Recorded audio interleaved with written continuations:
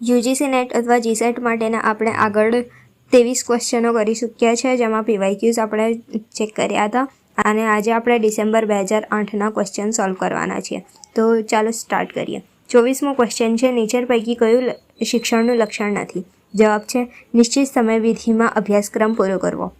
25મો question છે, તમારા અધ્યાપન સામર્થ્યને ઉન્નત કરવા માટે તમે શું કરશો? જવાબ છે વિવિધ વર્ગખંડ પ્રવૃત્તિઓને પ્રયોગમાં મૂકી જોઈશ.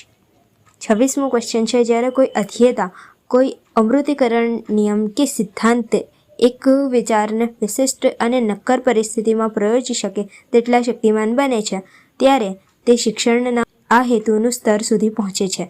જવાબ છે ઉપયોજન.